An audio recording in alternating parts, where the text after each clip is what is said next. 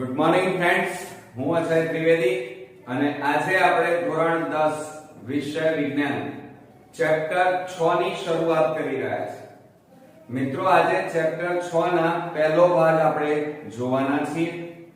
Chapter 6 એટલે biology, જીવ વિજ્ઞાન, અને આ જીવ વિજ્ઞાનની અંદર આપણે જૈવિક ક્રિયાઓ આ પાઠની શરૂઆત કરીએ છીએ।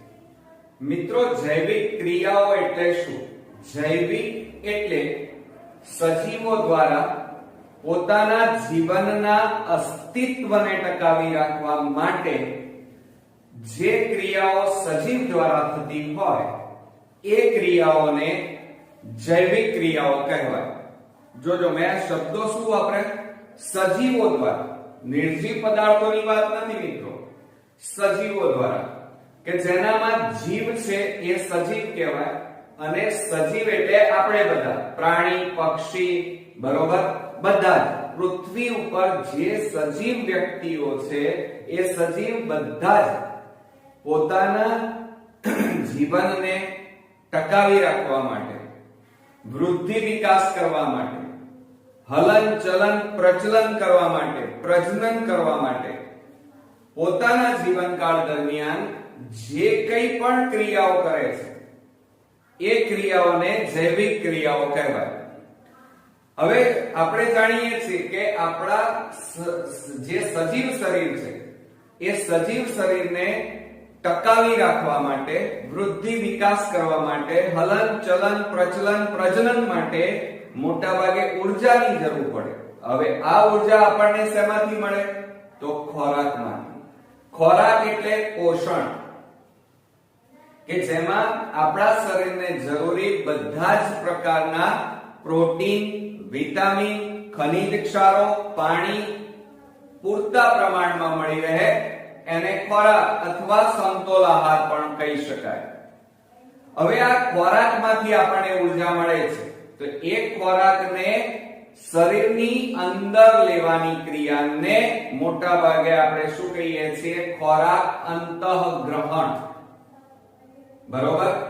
ખોરાક ખાવો પડે એટલે કે ખોરાકમાં ઊર્જા છે અને એ ઊર્જા મેળવવા માટે આપણે ખોરાક ખાઈએ છીએ। ખોરાક ખાધા પછી શું કરવું પડે? પાણી પીધા પછી એનું વહન થવું જોઈએ, બરોબર, પરિવહન થવું જોઈએ। દરેક કોષો સુધી એ પોષક દ્રવ્યો સાથે સાથે ખનિજ તત્વો એ દરેકે દરેક કોષોને મળવા જોઈએ। આ ઉપરાંત આપણે જાણીએ છીએ કે એટલે એનો મતલબ એ થયો કે ખોરાકમાંથી આપણને ઊર્જા મળે છે એટલે પોષણ, ખોરાકનું વહન કરવા માટે, લાવવા લઈ જવા માટે પરિવહન તંત્ર। ત્યાર પછી આપણે જાણીએ છીએ કે આ ખોરાક આપણા શરીરમાં એટીપી સ્વરૂપે સંગ્રહાય છે। એટીપી એટલે એડિનોસાઇન ટ્રાઇફોસ્ફેટ, અને આ એટીપી નું ઓક્સિજનની હાજરીમાં દહન થાય એટલે ઊર્જા છૂટી પડે। તો ઓક્સિજન પણ અંદર આવવો જોઈએ, અંદર દાખલ થવો જોઈએ અને અંદર ઉત્પન્ન થયેલા CO2 ને બહાર કાઢવો પડે। એટલે એનો મતલબ એ થયો કે પહેલી કઈ ક્રિયા થાય? પોષણ, બીજી પરિવહન, ત્રીજું શ્વસન, અને ત્યારબાદ મિત્રો શરીરમાં ઉત્પન્ન થયેલા કચરા અથવા ઉત્સર્ગ દ્રવ્યો, નકામા કચરાને શરીરની બહાર નિકાલ કરવો પડે। હવે આ ઉત્સર્ગ દ્રવ્યો બે પ્રકારના છે, એક ઘન મળમૂત્ર તરીકે ઓળખીએ છીએ અને બીજું છે વાયુ સ્વરૂપે, વાયુ એટલે CO2 સ્વરૂપે, તો એનો નિકાલ પણ કરવો પડે, તો એને ઉત્સર્જન કહેવાય। આમ મુખ્ય 4 જૈવિક ક્રિયાઓ છે મિત્રો, અને એ 4 જૈવિક ક્રિયાઓ આપણે જોવાની છે। તો ચાલો બરોબર ધ્યાનથી આ વિડિયો છેલ્લે સુધી જોજો, જેથી કરીને આપણે આ ટોપિક બોર્ડમાં 3 માર્ક્સમાં પૂછાય છે તો આપણે અચૂકથી લખી શકીએ અને સમજી પણ શકીએ। તો જુઓ અહીંયા મિત્રો કે જૈવિક ક્રિયાઓ એટલે શું? સજીવો માટે અગત્યની જૈવિક ક્રિયાઓ ટૂંકમાં સમજાવો, આવું બોર્ડમાં 3 માર્ક્સમાં તમારો પ્રશ્ન પૂછાશે। તો ધ્યાન આપો કે બધા જ સજીવો હવે સજીવ એટલે જેનામાં જીવ છે, જે વૃદ્ધિ પામે છે, જે નવા સજીવનું નિર્માણ કરે છે, એને સજીવ કહેવાય. તો બધા જ સજીવો દ્વારા કરવામાં આવતી મુખ્ય ક્રિયાઓ, કઈ ક્રિયાઓ મિત્રો? મુખ્ય ક્રિયાઓ. આ મુખ્ય ક્રિયાઓ જે સજીવનું અસ્તિત્વ જાળવી રાખવા માટે, અસ્તિત્વ ટકાવી રાખવા માટે જરૂરી છે, તેને જૈવિક ક્રિયાઓ કહે છે. ફરીથી સમજી લો કે બધા જ સજીવો દ્વારા કરવામાં આવતી મુખ્ય ક્રિયાઓ જે સજીવનું અસ્તિત્વ ટકાવી રાખવા માટે જરૂરી છે, એ બધી જ ક્રિયાઓને જૈવિક ક્રિયાઓ કહેવાય. હવે જો એમાં સજીવો માટે અગત્યની જૈવિક ક્રિયાઓ કઈ? તો કુલ 4 છે. એક પોષણ, બીજું આ ઉપરાંત શ્વસન, ત્રીજું વહન અને ચોથું છે ઉત્સર્જન. આમ સજીવોમાં જૈવિક ક્રિયાઓ મુખ્ય કઈ? તો 4. કઈ કઈ મિત્રો? તો પોષણ, શ્વસન, પરિવહન અને ઉત્સર્જન. હવે આપણે પહેલી સૌપ્રથમ જોઈએ અને એ છે પોષણ. પોષણ એટલે આપણા શરીરના દરેકે દરેક કોષોને પોષણ, ઉર્જા મળવી જોઈએ. તો જુઓ મિત્રો કે ઉર્જાના સ્ત્રોતોને ખોરાક સ્વરૂપે, દાળ, ભાત, શાક, રોટલી, માંસ વગેરે ખોરાક રૂપે બહારથી સજીવના શરીરમાં અંદર દાખલ કરવાની ક્રિયાને પોષણ કહેવાય. પોષણ એટલે આપણા શરીરની બહાર જે ખોરાક છે, દાળ, ભાત, શાક, રોટલી વગેરે, એ ખોરાકને સજીવ શરીરની અંદર દાખલ કરવાની ક્રિયાને પોષણ કહેવાય. મોટા ભાગના જે ખાદ્ય પદાર્થો, તમે જેટલા ખાદ્ય પદાર્થો લો, અનાજ, ફળફળાદી, શાકભાજી, સૂકા મેવા, ચાહે કોઈ પણ, એ બધા પદાર્થો ને સૂકવવામાં આવે અને સૂકવી અને એને સળગાવવામાં આવે તો સળગે. સમજ્યા તમે? દાખલા તરીકે તમે તમારી મમ્મી રોટલી કે ભાખરી રાંધે, બરોબર, અને તવી વધારે ગરમ થઈ જાય તો રોટલી બળી જાય છે અને ત્યાં કાળા ડાઘા પડી જાય છે. અને એ રોટલીને જો વધારે ગરમ કરવામાં આવે તો એ સળગી જાય અને કોલસા જેવો રંગ ધારણ થઈ જાય, કાળો રંગ. એટલે એનો મતલબ એ થયો. બીજું કે અનાજ પણ સળગે છે, ઘઉં, મકાઈ, ચોખા, બાજરી, જવ, જુવાર વગેરે. એટલે એનો મતલબ કે દરેક ખાદ્ય પદાર્થમાં કાર્બન રહેલો છે. તો જુઓ અહીંયા મિત્રો કે મોટા ભાગના ખાદ્ય પદાર્થોમાં કાર્બન આધારિત છે. બધા જ ખોરાકની અંદર કાર્બન રહેલો છે. આ કાર્બન સ્ત્રોતોની જટિલતાના અનુસરીને વિવિધ સજીવો વિવિધ પ્રકારની પોષણ પદ્ધતિ, પોષણ ક્રિયાઓનો ઉપયોગ કરે છે. એટલે કે જે ખોરાક આપણે ખાઈએ છીએ એમાં કાર્બન છે અને આ કાર્બનના કારણે દરેક ખોરાક જુદા જુદા જટિલ અણુઓનું બનેલું છે અને માટે દરેક સજીવની પોષણ એટલે કે ખોરાક મેળવવાની પદ્ધતિ અલગ અલગ છે. બરોબર મિત્રો? તો આ થઈ આપણી પોષણની વાતો. ત્યાર પછી બીજા નંબરમાં જોઈએ શ્વસન. શ્વસન એટલે આપણે તરત ખ્યાલ આવી ગયો હશે તમને કે O2 અને CO2 ની વાત કરીએ છીએ. એટલે કે શ્વાસની, કે જેમાં નાક દ્વારા ક્રિયા થાય છે.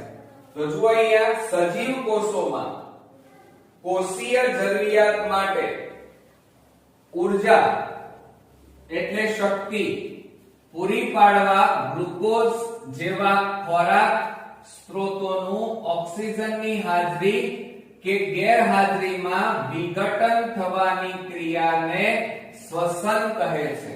સમજો જરા કે સજીવ કોષો, આપણા દરેકે દરેક કોષો છે, એ કોષોને ઉર્જાની જરૂર છે. આ ઉર્જા ક્યાંથી મળે? ખોરાકમાંથી.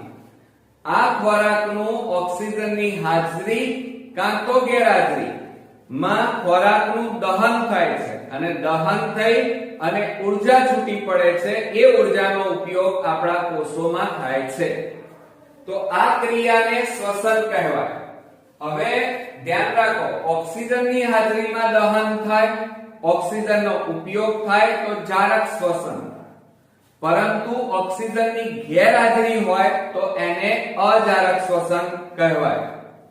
તો સમજો જરા કે શ્વસન દ્વારા કાર્બન આધારિત ખાદ્ય પદાર્થોનું, જોજો શ્વસન દ્વારા આપણે જે ખાદ્ય પદાર્થો છે એ કેવા છે? કાર્બન આધારિત.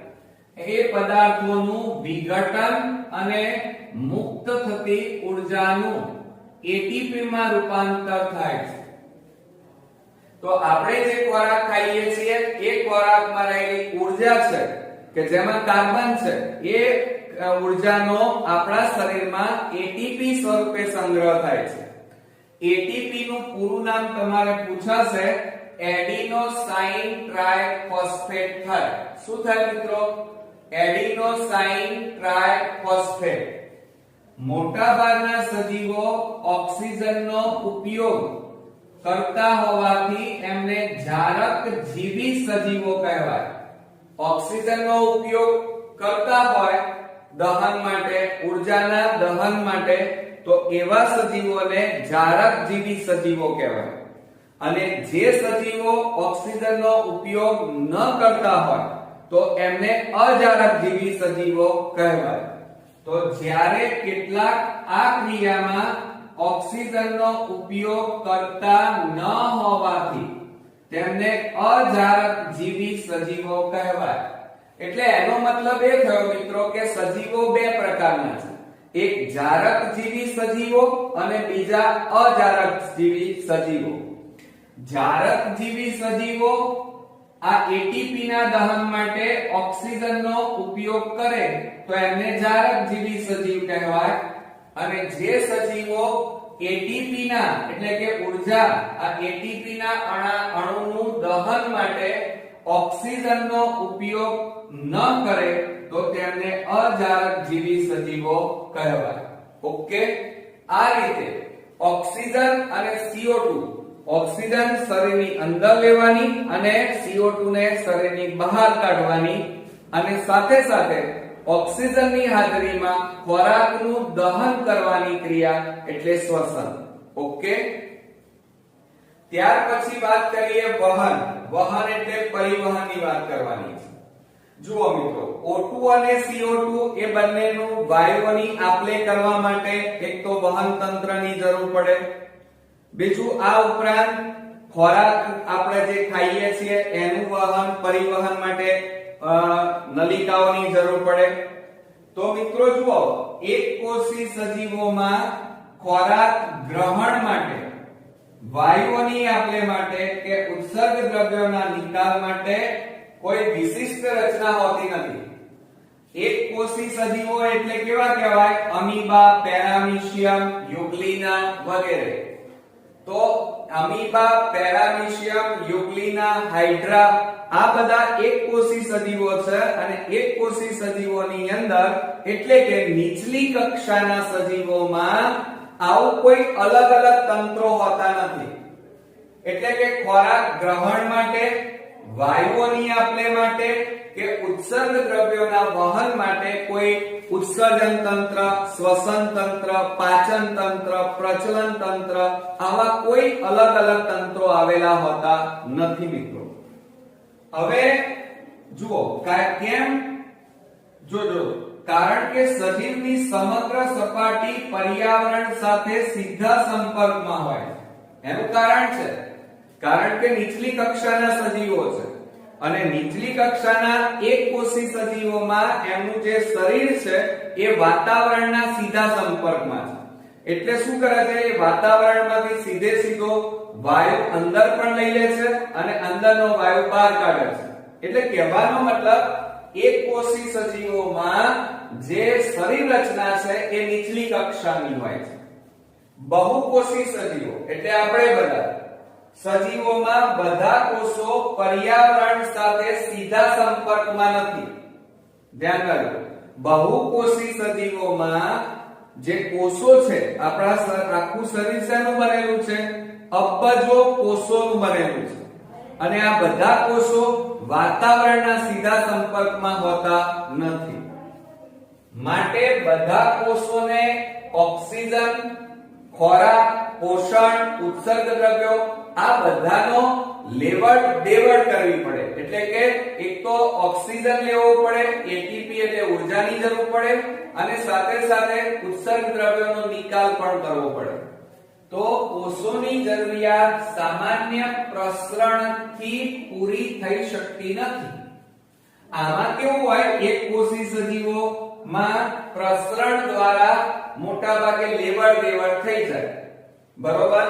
પરંતુ બહુકોષી એટલે કે ઉચ્ચ કક્ષાના જે સજીવો હોય એમાં કોષોની સંખ્યા વધારે છે. બીજું, એક કોષી સજીવોમાં કોષો વાતાવરણના સીધા સંપર્કમાં હોય, જ્યારે બહુકોષી સજીવોમાં કોષો ઘણા બધા છે અને વાતાવરણના સીધા સંપર્કમાં હોતા નથી.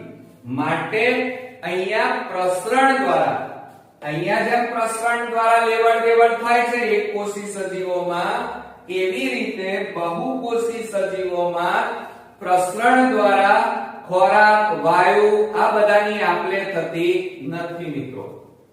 તેથી શરીરના બધા કોષો સુધી એક તો ખોરાક, ઓક્સિજન ને લઈ જવા માટે તેમજ કોષોમાં એકત્રિત થયેલા ઉત્સર્ગ દ્રવ્યો એટલે કે નકામા કચરાને દૂર કરવા માટે ચોક્કસ વહન તંત્રની જરૂર પડે છે. ઓકે, તો આ વાત થઈ મિત્રો આપણી વહન તંત્રની, કે એક કોષી સજીવોમાં કોઈ અલગ વહન તંત્ર, શ્વસન તંત્ર, પરિવહન તંત્ર કે આવા કોઈ તંત્રો હોતા નથી. કેમ? કારણ કે આ એક કોષી સજીવોમાં આખું શરીર એક જ કોષનું બનેલું છે અને સાથે સાથે એ વાતાવરણના સીધા સંપર્કમાં છે.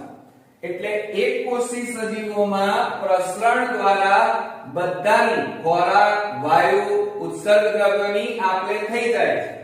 જ્યારે બહુકોષી સજીવોમાં એમની શરીર રચના જટિલ છે અને માટે એમના કોષો વાતાવરણના સીધા સંપર્કમાં નથી.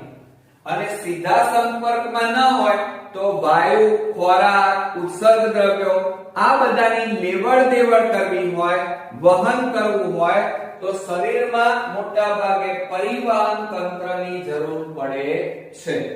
આમ મિત્રો ત્રણ તંત્રો આપણે ભણ્યા. પહેલું પોષણ એટલે ખોરાકનું તંત્ર, બીજું છે શ્વસન, ત્રીજું છે વહન, અને હવે મિત્રો આપણે વાત કરીએ ચોથું, અને એ છે ઉત્સર્જન. ઉત્સર્જન એટલે આ ક્રિયા દ્વારા, આ ઉત્સર્જનની ક્રિયા દ્વારા બહુકોષી સજીવોમાં ઉત્પન્ન થયેલો નાઇટ્રોજન યુક્ત, યાદ રાખજો કયો યુક્ત મિત્રો? નાઇટ્રોજન યુક્ત, અને બીજું હાનિકારક ચયાપચયી દ્રવ્યો દૂર કરવામાં આવે છે. હવે ચયાપચયી એને આપણે સંધિ છૂટી પાડીએ તો ચય વત્તા અપચય એવો થાય.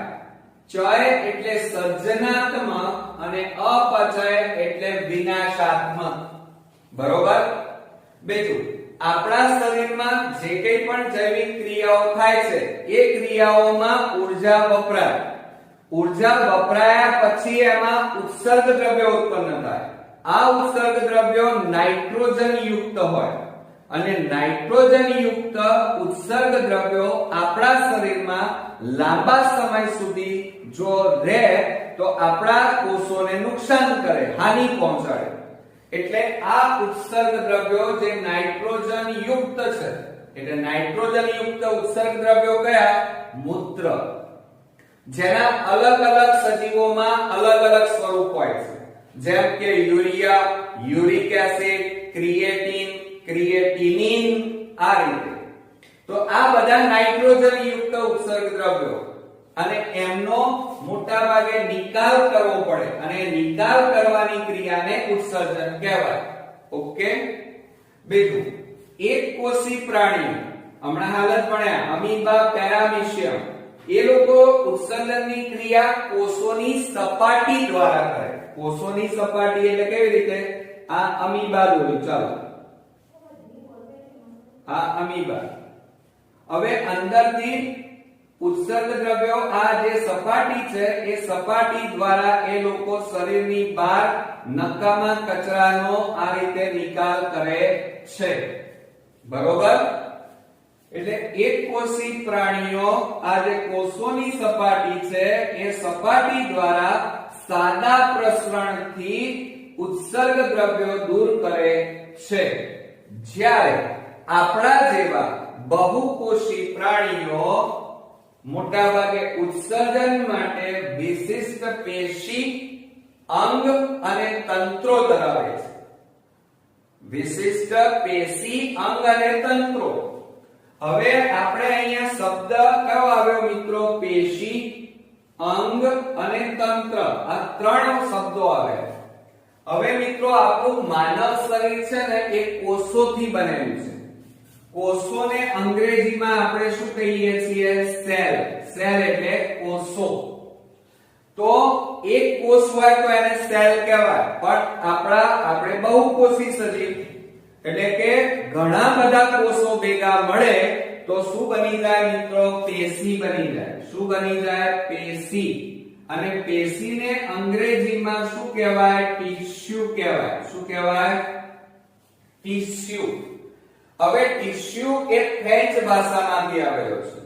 એનું ગુજરાતી શું થાય ટિશ્યુ નું? તો ટિશ્યુ નું એ ટીસસ શબ્દ ઉપરથી આવેલો છે અને એનો ગુજરાતી એમ થાય કે તાણા વાણાની જેમ ગૂંથાવું. જેમ આપણે મમ્મી અથવા આપણી બેન જેમ ચોટલો ગૂંથતી હોય, બરોબર, માથામાં જે ડિઝાઇનો પાડે છે, એવી રીતે મોટા ભાગે આ કોષો એકબીજા સાથે ભેગા મળી અને એક જટિલ રચના બનાવે જેને પેશી અથવા ટિશ્યુ કહેવાય. ટિશ્યુ એ ટીસસ શબ્દથી આવેલો છે અને એનો મતલબ થાય તાણા વાણાની જેમ ગૂંથાઈ જવું. હવે આ અલગ અલગ પેશીઓ ભેગી મળી અને અંગ બનાવે. બરોબર? અને અંગો ભેગા મળી અને શું બનાવી દે મિત્રો? તંત્ર બનાવે. અને ઘણા બધા તંત્ર, પાચન તંત્ર, પ્રજનન તંત્ર, હલન ચલન તંત્ર, કંકાલ તંત્ર, ઉત્સર્જન તંત્ર, પરિવહન તંત્ર, આ બધા તંત્રો ભેગા મળી અને શરીર રચનાનું નિર્માણ થાય. ઓકે મિત્રો? તો આ રીતે માનવ શરીર, સજીવ શરીરની અંદર સજીવ પોતાની જૈવિક ક્રિયાઓ કરવા માટે, પોતાના શરીરના અસ્તિત્વ ટકાવી રાખવા માટે પોતાના જીવનકાળ દરમિયાન જે ક્રિયાઓ કરે છે એ મુખ્ય ક્રિયાઓને જૈવિક ક્રિયાઓ કહેવાય. અને મુખ્ય 4 જૈવિક ક્રિયાઓ છે અને છે પહેલી પોષણ, બીજી છે શ્વસન, ત્રીજી વહન અને ચોથી ઉત્સર્જન. તો આ 4 અગત્યની ક્રિયાઓ મિત્રો આજે આપણે શીખ્યા. હવે ફ્રેન્ડ્સ, બોર્ડની અંદર તમારે આ આખો પ્રશ્ન 4 માર્ક્સમાં પણ પૂછી શકાય અને 2 માર્ક્સમાં, 3 માર્ક્સમાં પણ પૂછી શકાય. જૈવિક ક્રિયાઓ એટલે શું? જૈવિક ક્રિયાઓના પ્રકાર જણાવી કોઈ પણ 2 અથવા 3 જૈવિક ક્રિયાઓ વિશે સમજાવો. તો જૈવિક ક્રિયાઓ કેટલી? 4. શ્વસન, તે ઉપરાંત પોષણ, શ્વસન, વહન અને ઉત્સર્જન. બરોબર મિત્રો? સમજાઈ ગયું આખો ટોપિક? તો આ વિડિયો પહેલેથી છેલ્લે સુધી ધ્યાન રાખીને બરોબર જોઈ લો, સમજી લો, પછી ટેક્સ્ટ બુકમાં આ ટોપિક બરોબર રીડિંગ કરી લો અને ત્યારબાદ તૈયાર કરવા બેસશો મિત્રો તો ચોક્કસથી તમને યાદ રહી જશે. તો નેક્સ્ટ વિડિયોમાં પાછા આ ચેપ્ટરના બીજા અગત્યના ટોપિક સાથે ફરી મળીએ. ત્યાં સુધી ગુડ નાઈટ મિત્રો.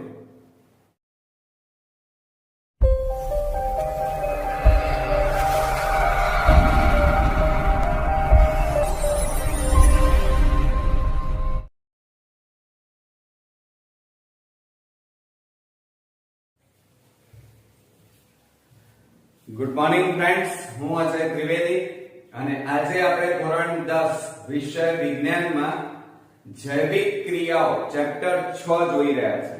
મિત્રો, આ ચેપ્ટરના બીજા ભાગની અંદર બોર્ડની એક્ઝામ માટે ખૂબ જ અગત્યના પ્રશ્નોની આપણે ચર્ચા કરવાના છે. તો મિત્રો, આ વિડિયો છેલ્લે સુધી ધ્યાન રાખીને જરૂરથી જોજો, જેથી કરીને આ બધા જ પ્રશ્નો જો તમે સમજી અને તૈયાર કરશો તો મિત્રો લોંગ ટાઈમ તમને યાદ રહેશે અને સારી રીતે લખી પણ શકશો. તો ચાલો શરૂ કરીએ. જૈવિક ક્રિયાઓના બીજા ભાગની અંદર આપણે પહેલો પ્રશ્ન જોઈએ છીએ 2 માર્ક્સમાં. સજીવો તેમના ખોરાક કેવી રીતે પ્રાપ્ત કરે છે? અથવા બીજી રીતે પૂછી શકાય આ પ્રશ્ન કે પોષણને આધારે સજીવોના મુખ્ય પ્રકાર સમજાવો. મિત્રો, પહેલા ભાગની અંદર આપણે જૈવિક ક્રિયાઓ વિશે વાત કરી કે જે સજીવો, આપણે જાણીએ છીએ કે સજીવો પોતાની અસ્તિત્વ ટકાવી રાખવા માટે, જીવંત રહેવા માટે પોતાના જીવનકાળ દરમિયાન જે ક્રિયાઓ કરે છે એ ક્રિયાઓને જૈવિક ક્રિયાઓ કહેવાય. એમાં આપણે કુલ 4 ક્રિયાઓ જોઈ હતી. એક તો પોષણ, બીજું શ્વસન, ત્રીજું પરિવહન અને ચોથા નંબરમાં ઉત્સર્જન. એમ 4 ક્રિયાઓ આપણે જોઈ હતી. હવે આમાં પહેલો ભાગ આપણે જોયો પોષણ વિશે. તો દરેક સજીવને જીવંત રહેવા માટે, પોતાનું અસ્તિત્વ ટકાવી રાખવા માટે ઊર્જાની જરૂર પડે. હવે ઊર્જા ક્યાંથી મળે? ખોરાકમાંથી મળે. તો દરેક સજીવ ખોરાક માટે, પોષણ માટે મોટા ભાગે જુદી જુદી રીતે ખોરાક પ્રાપ્ત કરે છે. એમની ક્રિયાઓ અલગ અલગ છે. એટલે કે દરેક સજીવ ખોરાક જુદી જુદી ક્રિયાઓ દ્વારા પ્રાપ્ત કરે છે. તો મિત્રો, આપણે ઊર્જાની વાત કરતા હતા. તો ઊર્જા અને દ્રવ્યની જરૂરિયાત બધા સજીવોમાં જુદી જુદી હોય છે. તમે જાણો છો કે નાનું બાળક હોય તો એમાં ઊર્જાની એટલે કે ખોરાકની જરૂરિયાત કેવી હોય? ઓછી. મારી ખોરાકની જરૂરિયાત કેવી હોય? વધારે. એટલે કહેવાનો મતલબ કે દરેક સજીવોમાં ઊર્જા અને દ્રવ્ય એનો જથ્થાની જરૂરિયાત જુદી જુદી હોય છે. એમાં 2 પ્રકારના સજીવો હોય છે. એક તો સ્વયંપોષી સજીવો અને બીજા છે પરપોષી સજીવો. હવે જુઓ, પોષણ પ્રાપ્તિને આધારે સજીવોના પ્રકાર 2 છે. એક સ્વયંપોષી સજીવ અને બીજો છે વિષમપોષી સજીવો. સ્વયંપોષી સજીવો કોને કહેવાય? સ્વયં એટલે જાતે અને પોષી એટલે પોષણ. તો જે સજીવો પોતે પોતાનો ખોરાક જાતે બનાવતા હોય, જાતે બધું કરી નાખતા હોય, તો એવા સજીવને સ્વયંપોષી સજીવ કહેવાય. સમજો બરોબર. દાખલા તરીકે લીલી વનસ્પતિ અને લીલી લીલ, આ બધા પ્રકાશ સંશ્લેષણની ક્રિયા કરી પોતે પોતાનો ખોરાક પોતાની જરૂરિયાત મુજબ ઊર્જા જાતે ઉત્પન્ન કરે છે. પોતે પોતાનો ખોરાક જાતે બનાવે છે. માટે લીલી વનસ્પતિને સ્વયંપોષી સજીવો કહેવાય. એ જ રીતે કેટલાક જીવાણુઓ લીલા કલરની લીલ અને લીલા પર્ણ ધરાવતી વનસ્પતિઓ સ્વયંપોષી સજીવો કહી શકાય. તો જુઓ મિત્રો, આ સજીવો સરળ દ્રવ્યો એટલે લીલી વનસ્પતિ પ્રકાશ સંશ્લેષણની ક્રિયા કરશે અને પ્રકાશ સંશ્લેષણની ક્રિયા કરી અને એ વાતાવરણમાંથી CO2 વાયુ અને જમીનમાંથી પાણી, આ બંનેનો ઉપયોગ કરી અને અકાર્બનિક સ્ત્રોત એટલે કે કાર્બોદિત અથવા ગ્લુકોઝ બનાવે છે. બરોબર. બધી જ લીલી વનસ્પતિઓ અને કેટલાક જીવાણુઓ, ધ્યાન રાખજો, વનસ્પતિઓ અને કેટલાક જીવાણુઓ સ્વયંપોષી સજીવો છે. તો ધ્યાન રાખજો કે સ્વયંપોષી સજીવો એટલે કે લીલી વનસ્પતિ, કેટલાક લીલા એટલે કે હરિતકણ ધરાવતા જીવાણુઓ મોટા ભાગે પ્રકાશ સંશ્લેષણની ક્રિયા કરી સૂર્યપ્રકાશની હાજરીમાં પાણી અને CO2 નો ઉપયોગ કરી અકાર્બનિક દ્રવ્યો, અકાર્બનિક એટલે કે ગ્લુકોઝ બનાવે છે. તો બધી જ લીલી વનસ્પતિઓ અને કેટલાક જીવાણુઓ પોતે પોતાનો ખોરાક જાતે બનાવે છે. આમ આ સજીવો એટલે કે લીલી વનસ્પતિ ખોરાકની દ્રષ્ટિએ કેવી સજીવ કહેવાય? સ્વયંપોષી સજીવો કહેવાય. હવે આપણે વાત કરીએ કે વિષમપોષી સજીવ. વિષમપોષી સજીવ એટલે આપણે બધા લીલી વનસ્પતિ સિવાયના બધા જ સજીવો વિષમપોષી સજીવો છે. એટલે કે ખોરાક મેળવવા માટે વિષમપોષી સજીવો આ સ્વયંપોષી સજીવો ઉપર આધાર રાખે છે. તો જુઓ મિત્રો, આ વિષમપોષી સજીવો અન્ય સજીવોમાંથી એટલે કે સ્વયંપોષી સજીવોમાંથી જટિલ પદાર્થો ખોરાક રૂપે મેળવી, ખોરાક રૂપે એટલે આપણે બધા શું કરીએ છીએ? દાળ, ભાત, શાક, રોટલી, અનાજ, શાકભાજી, ફળફળાદી, માંસ, ઈંડા આ બધું ખાઈએ છીએ. તો એ જટિલ પદાર્થો કહેવાય. અને એ જટિલ પદાર્થો રાંધી અને આપણે ખોરાક સ્વરૂપે લઈએ છીએ અને પછી એનું શરીરની અંદર મોટા ભાગે જટિલ પદાર્થોનું સરળ પદાર્થોમાં વિઘટન એટલે કે પાચન કરે છે. આ માટે પાચન કરવા માટે એટલે કે કહેવાનો મતલબ મારો એ છે કે જટિલ પદાર્થોનું સરળ પદાર્થોમાં રૂપાંતર કરવા માટે કોણ જવાબદાર છે? કોનો ઉપયોગ કરે છે? તો ઉત્સેચક એટલે કે જૈવ ઉદ્દીપકોનો ઉપયોગ કરે છે. યાદ રાખજો, કોનો ઉપયોગ કરે છે મિત્રો? જૈવ ઉદ્દીપકોનો એટલે કે ઉત્સેચકો. ઉત્સેચકો એટલે એને અંગ્રેજીમાં એન્ઝાઇમ્સ કહેવાય. શું કહેવાય? એન્ઝાઇમ્સ એટલે ઉત્સેચકોનો ઉપયોગ કરી જટિલ પદાર્થોનું સરળ પદાર્થોમાં રૂપાંતર કરે છે. વિષમપોષીઓનું અસ્તિત્વ. આ વિષમપોષી એટલે આપણે બધા અસ્તિત્વ ટકાવી રાખવા માટે પ્રત્યક્ષ કે પરોક્ષ રીતે સ્વયંપોષી સજીવો ઉપર એટલે કે લીલી વનસ્પતિ અને કેટલાક જીવાણુઓ પર આપણે આધારિત રહેવું પડે છે. જેમ કે આપણે બધા પ્રાણીઓ અને ફૂગ એ વિષમપોષી સજીવો કહેવાય. કારણ આપણે ક્લોરોફિલ ધરાવતા નથી, હરિતકણ ધરાવતા નથી. આપણે આપણો ખોરાક જાતે બનાવી શકતા નથી. પ્રકાશ સંશ્લેષણની ક્રિયા આપણે કરી શકતા નથી. માટે પોષણની દ્રષ્ટિએ, ખોરાકની દ્રષ્ટિએ આપણે સ્વયંપોષી સજીવોએ રાંધેલા ખોરાક અથવા સ્વયંપોષી સજીવોએ ઉત્પન્ન કરેલા ખોરાક ઉપર આધાર રાખવો પડે છે.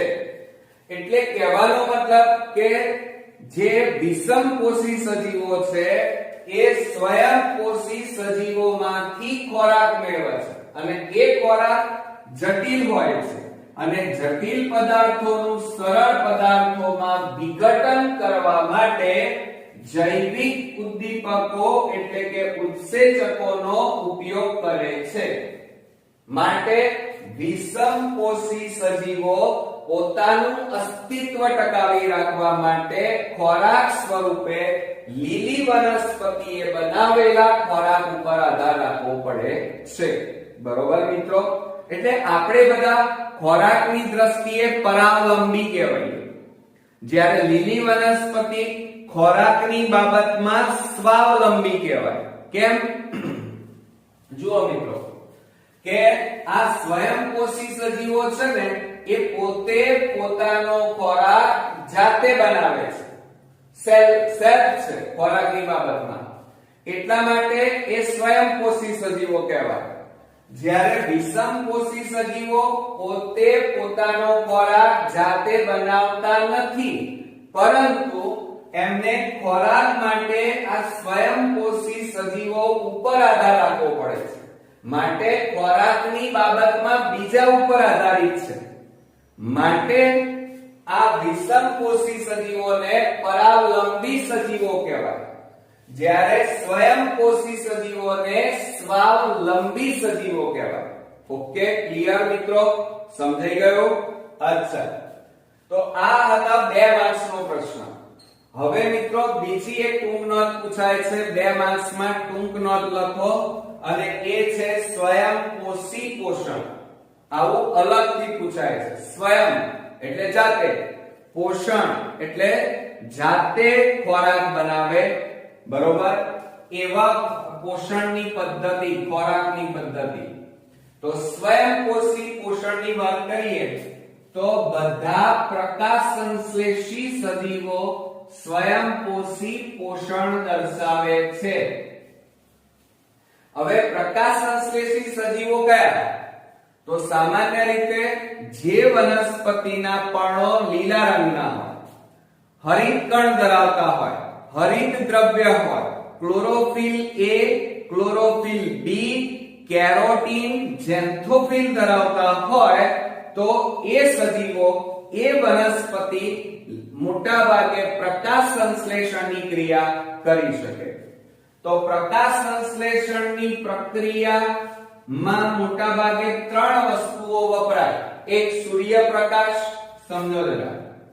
બીજું ક્લોરોફિલની હાજરીમાં, ક્લોરોફિલની હાજરી જરૂરી છે, અને CO2 વાયુ અને પાણીનું આ જુઓ, સૂર્યપ્રકાશની હાજરીમાં, ક્લોરોફિલની હાજરીમાં CO2 અને પાણી, આ બંને વચ્ચે રાસાયણિક પ્રક્રિયા થઈ અને કાર્બોદિત એટલે કે ગ્લુકોઝ માં રૂપાંતર થાય છે. સમજો જરા કે બધા પ્રકાશ સંશ્લેષી સજીવો સ્વયંપોષી પોષણ ધરાવે છે. પ્રકાશ સંશ્લેષણની પ્રક્રિયા દરમિયાન સૂર્યપ્રકાશ અને ક્લોરોફિલની હાજરીમાં CO2 એટલે કાર્બન ડાયોક્સાઇડ અને પાણીનું કાર્બોદિત એટલે કે ગ્લુકોઝમાં રૂપાંતર થાય છે. ઓકે મિત્રો? હવે મિત્રો બધી લીલી વનસ્પતિઓ છે ને, ધ્યાન રાખજો, બધી લીલી વનસ્પતિ, અહીંયા શબ્દ કયો વપરાય છે જુઓ, લીલી વનસ્પતિ. એટલે વનસ્પતિ હોય એ વાંધો નહીં, પણ બધી જે વનસ્પતિના પર્ણો લીલા રંગના હોય એ જ વનસ્પતિ આ સ્વયંપોષી પોષણ ધરાવે. પરંતુ જે વનસ્પતિના પર્ણો લીલા રંગના ન હોય તો એ વનસ્પતિ ખોરાક જાતે બનાવી શકતા નથી. કેમ? એનું કારણ છે, કારણ કે એના બંધારણમાં પર્ણની અંદર ક્લોરોફિલ ગેરહાજર છે, હરિત કણ ગેરહાજર છે, માટે એ પ્રકાશ સંશ્લેષણની ક્રિયા કરી શકે નહીં. હવે જુઓ, બધી લીલી વનસ્પતિઓ સ્વયંપોષી પોષણ દ્વારા શું બનાવે છે મિત્રો? એક તો સ્ટાર્ચ, આ ઉપરાંત કેટલાક પ્રોટીનનું ઉત્પાદન કરે છે. ધ્યાન રાખજો કે લીલી વનસ્પતિ પ્રકાશ સંશ્લેષણની ક્રિયા દ્વારા સ્ટાર્ચ અને પ્રોટીનનું પણ ઉત્પાદન કરે છે. હવે પ્રોટીનનું ઉત્પાદન તો કઠોળ વર્ગની વનસ્પતિમાં આપણે જાણીએ છીએ, જેને સિંબી કુળની વનસ્પતિ કહેવાય. કારણ સિંબી કુળની વનસ્પતિ કોને કહેવાય? કે જે વનસ્પતિમાં ફળો સિંગ સ્વરૂપે આવતા હોય. દાખલા તરીકે ચોળાની સિંગ, બરોબર? ચોળાની સિંગો, બરોબર? તો આ કહેવાનો મતલબ કે હંમેશા કઠોળમાંથી પ્રોટીન મળે. એટલે વનસ્પતિ પ્રકાશ સંશ્લેષણની ક્રિયા દ્વારા સ્ટાર્ચ અને પ્રોટીનનું ઉત્પાદન કરે છે. બીજું, હવે ધ્યાન આપો કે કાર્બોદિત એટલે કે ગ્લુકોઝ વનસ્પતિઓને ઉર્જા ઉર્જા પૂરી પાડવા માટે ઉપયોગી છે. આ ખોરાક છે એક જાતનો. જેમ તમારા માટે દાળ ભાત શાક રોટલી, એમ વનસ્પતિ માટે કાર્બોદિત એટલે કે ગ્લુકોઝ એ એના માટે ખોરાક. વધારાનો હવે શું થાય, આપણે દાખલા તરીકે તમને 10 રોટલી આપવામાં આવી, હવે તમે 2 રોટલી ખાધી તો બાકીની કેટલી વધી? 8 રોટલી વધી. તો 8 રોટલી તમે શું કરો છો? સાચવીને રાખો છો, અને જ્યારે ભૂખ લાગે એટલે તમે એ 8 રોટલીમાંથી પોતે ખાવ છો. તો એમ વનસ્પતિ ખોરાક બનાવે, ખોરાકમાં એ શું બનાવે છે? પ્રકાશ સંશ્લેષણની ક્રિયા દ્વારા કાર્બોદિત અથવા ગ્લુકોઝ બનાવે, અને એમાંથી વનસ્પતિ શું મેળવે? ઉર્જા મેળવે. અને વધારાની ઉર્જા, વધારાના ખોરાકનો વનસ્પતિ સંગ્રહ કરે, સ્ટોરેજ કરે. પણ કયા સ્વરૂપે એનો સંગ્રહ કરે મિત્રો? તો યાદ રાખજો કે વધારાના કાર્બોદિત અથવા વધારાના ગ્લુકોઝનો એ સ્ટાર્ચ કણ, ટૂંકા પ્રશ્ન, મંડકણ સ્વરૂપે સંગ્રહ કરે છે. કયા સ્વરૂપે? યાદ રાખજો, સ્ટાર્ચ કણ કે મંડકણ સ્વરૂપે સંગ્રહ કરે છે. આ બંને આંતરિક ઉર્જાના સ્ત્રોતો કહેવાય. આ બધા સ્ટોરેજ છે, એ અંદર સચવાયેલી ઉર્જા કહેવાય. જેમ તમારા શરીરમાં જુઓ, આ બધી ઉર્જા કહેવાય, સંચિત ઉર્જા, વધારાની ઉર્જા. દાખલા તરીકે પુરુષમાં ઉદરની અંદર વધારાની ચરબીનો સંગ્રહ થાય, અને સ્ત્રીની અંદર એના નિતંબ પ્રદેશમાં વધારાની ઉર્જાનો સંગ્રહ થાય. તો આપણે બધા જાણીએ છીએ કે જ્યારે આપણે ઉપવાસ કરીએ, 2-3 દિવસ સુધી ખોરાક ન ખાઈએ તો પણ આપણે મરી જતા નથી. કેમ? કારણ કે 2-3 દિવસ, અઠવાડિયા સુધી આપણને ખોરાક ન મળે તો આપણા શરીરમાં આંતરિક ઉર્જા સચવાયેલી છે, અને એ આંતરિક ઉર્જામાંથી આપણને ઉર્જા મળે છે. એવી જ રીતે વનસ્પતિમાં આંતરિક ઉર્જા કઈ? સ્ટાર્ચ કણ અને મંડકણ છે. અને એ મંડકણ અને સ્ટાર્ચ કણમાંથી એ ખોરાકનો ઉપયોગ કરે છે. તે આંતરિક ઉર્જાની જેમ કાર્ય કરે છે, અને વનસ્પતિઓની જરૂરિયાત અનુસાર તેનો ઉપયોગ થાય છે. ઓકે મિત્રો, તો આ વાત કરી સ્વયંપોષી પોષણની, કે સ્વયંપોષી પોષણ કોને કહેવાય?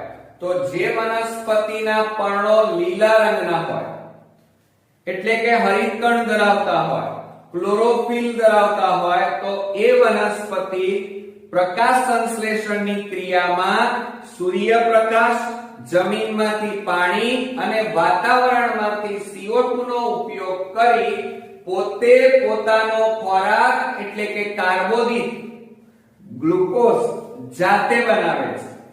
હવે લીલી વનસ્પતિ ક્લોરોફિલની હાજરીમાં પ્રકાશ સંશ્લેષણની ક્રિયા કરી જાતે ખોરાક બનાવે છે, માટે આવા પોષણને સ્વયંપોષી પોષણ કહેવાય. બીજું, લીલી વનસ્પતિ પોતે પોતાના રાંધેલા ખોરાકમાંથી ઉર્જા મેળવે છે, અને વધારાના ખોરાકનો એ સ્ટાર્ચ કણ અને મંડકણ સ્વરૂપે શરીરમાં સંગ્રહ કરે છે, કોષોમાં સંગ્રહ કરે છે. અને જ્યારે એને આંતરિક ઉર્જા કહેવાય, અને જ્યારે વનસ્પતિને જરૂર હોય ત્યારે વનસ્પતિ આ સ્ટાર્ચ કણ અને મંડકણનો ઉપયોગ કરે છે, ખોરાક તરીકે, ઉર્જા તરીકે. ઓકે, ખ્યાલ આવી ગયો મિત્રો? તો મિત્રો, આ સ્વયંપોષી પોષણ એ 2 માર્ક્સમાં બોર્ડમાં ઘણીવાર પૂછાયેલું છે, એટલે તૈયાર કરી નાખજો. હવે મોસ્ટ ઇમ્પોર્ટન્ટ અને બોર્ડમાં વધારે વાર પૂછાયેલા પ્રશ્ન તરફ આગળ વધીએ કે પ્રકાશ સંશ્લેષણ એટલે શું? પ્રકાશ સંશ્લેષણનું સમીકરણ આપી આ ક્રિયામાં થતી ઘટનાઓ જણાવો. હવે પ્રકાશ સંશ્લેષણની ક્રિયા કોણ કરી શકે? તો હું દરેક વખતે સ્પષ્ટીકરણ કરું છું કે લીલી વનસ્પતિ, બધી વનસ્પતિઓની વાત નથી કરતો, પૃથ્વી ઉપરની મોટા ભાગની વનસ્પતિઓના પર્ણો લીલા રંગના છે. હવે લીલો રંગ શેના કારણે હોય? ક્લોરોફિલના કારણે. હરિત કણમાં આવેલું ક્લોરોફિલ નામનું રંજક દ્રવ્ય કણ.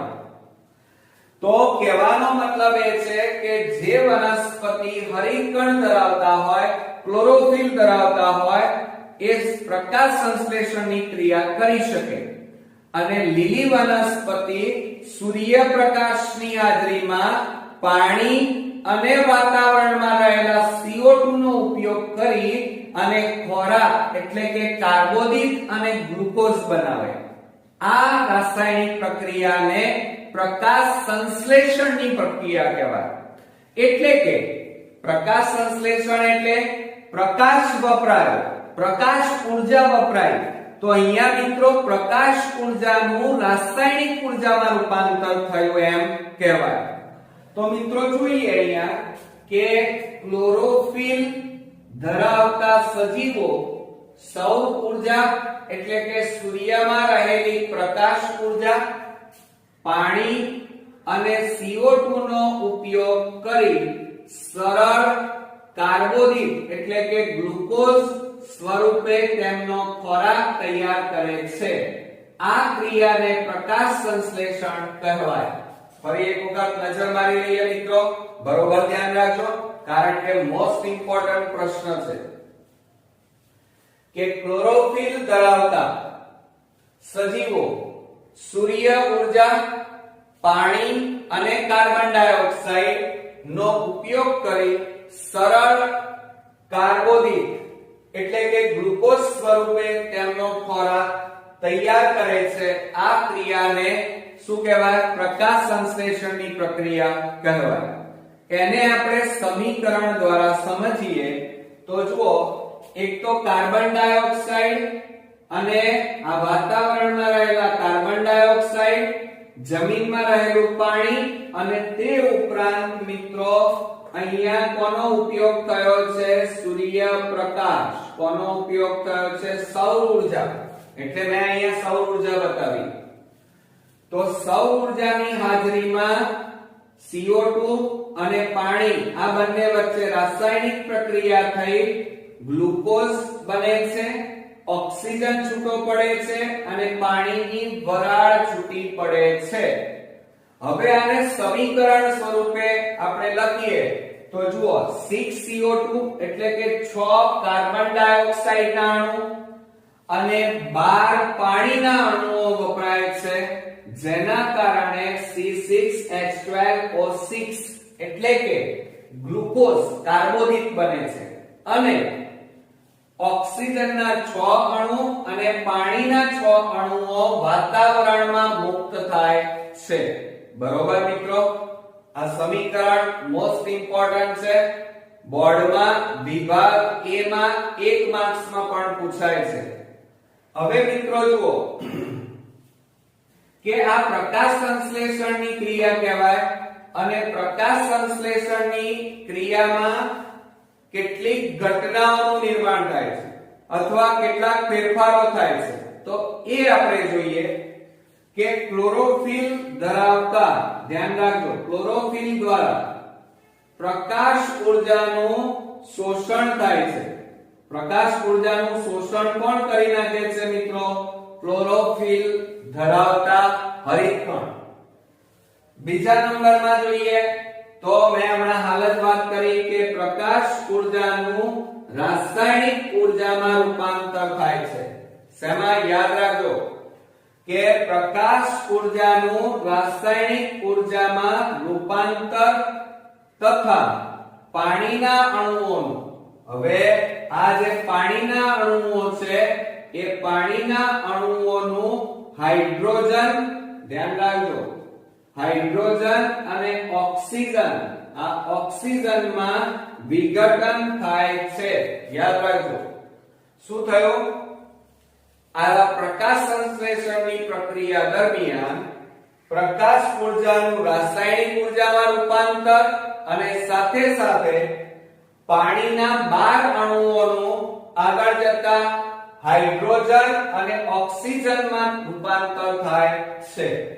અને છેલ્લે હવે આ જે કાર્બન ડાયોક્સાઇડ વપરાયો તો કાર્બન ડાયોક્સાઇડ નું કાર્બોદિત એટલે કે ગ્લુકોઝમાં રિડક્શન થાય છે. યાદ રાખજો આ ત્રણ અગત્યની પ્રક્રિયાઓ અહીંયા થાય છે. સમજો જરા કે લીલી વનસ્પતિ પ્રકાશ સંશ્લેષણની ક્રિયા દ્વારા વાતાવરણનો CO2 જમીનમાંથી પાણી અને સૂર્યપ્રકાશની હાજરીમાં રાસાયણિક પ્રક્રિયા કરી કાર્બોદિત એટલે કે ગ્લુકોઝ બનાવે છે. આ રાસાયણિક પ્રક્રિયાને પ્રકાશ સંશ્લેષણની પ્રક્રિયા કહેવાય. કેમ? કારણ કે આ પ્રક્રિયા પ્રકાશની હાજરીમાં થાય છે. પ્રકાશ ઊર્જા વપરાય છે. માટે આ પ્રકાશ સંશ્લેષણની પ્રક્રિયામાં પ્રકાશ ઊર્જાનું રાસાયણિક ઊર્જામાં રૂપાંતર થાય છે. બીજું, આ ઉપરાંત મોટા ભાગે પાણીના 12 અણુઓ અને કાર્બન ડાયોક્સાઇડના 6 અણુઓ વપરાય છે. અને ગ્લુકોઝ એટલે કે કાર્બોદિત અને ઓક્સિજનના 6 અને પાણીના 6 અણુઓ વાતાવરણમાં મુક્ત થાય છે. મિત્રો ઓકે, ખ્યાલ આવ્યો? હવે આપણું સમીકરણ સંતુલિત છે કે નહીં એ જરા ચેક કરી લઈએ આપણે. એટલે તમારા માટે શંકાનું સમાધાન થઈ જાય. અહીંયા જુઓ, અહીંયા કાર્બન કેટલા જુઓ આ 6 બરોબર. અહીંયા કાર્બન કેટલા 6. હવે અહીંયા જોજો ઓક્સિજન કેટલા 2 અને આ 6 6 દુ 12. હવે આ ઓક્સિજન જુઓ આ રહ્યા 12 આ 12 અને આ 12 12 દુ કેટલા થાય 24 ઓક્સિજન. હવે ગણો અહીંયા આ 6 ઓક્સિજન આ કેટલા થાય 6 દુ 12 12 ને 6 18 18 ના આ 6 આ ઓક્સિજન 6 એટલે 18 ના 6 24 થઈ ગયા. ક્લિયર? હવે જુઓ હાઇડ્રોજન ની વાત કરીએ તો આ 2 પણ આગળ 12 છે એટલે 12 દુ 24 હાઇડ્રોજન. તો જમણી બાજુ પણ 24 હોવા જોઈએ. તો જુઓ આ હાઇડ્રોજન 12 અને આ બાજુ પણ હાઇડ્રોજન 12 12 ના 12 24 થયા હાઇડ્રોજન બરોબર. તો મિત્રો આ સમીકરણ બરોબર ધ્યાન આપજો કે 6CO2 12H2O gives સૂર્યપ્રકાશની હાજરી અને બને છે શું જમણી બાજુ નિપજમાં ગ્લુકોઝ કાર્બોદિત કહેવાય અને 6O2 એટલે કે ઓક્સિજનના 6 અણુઓ અને પાણીના 6 અણુઓ બને છે. તો મિત્રો આ હતી પ્રકાશ સંશ્લેષણની ઘટના અને એનું સમીકરણ. મને ચોક્કસ ખાતરી છે કે તમને આ ત્રણેય પ્રશ્નો સરસ રીતે સમજાઈ ગયા હશે અને હવે તમને આ પ્રશ્નો તૈયાર કરવામાં સરળતા રહેશે.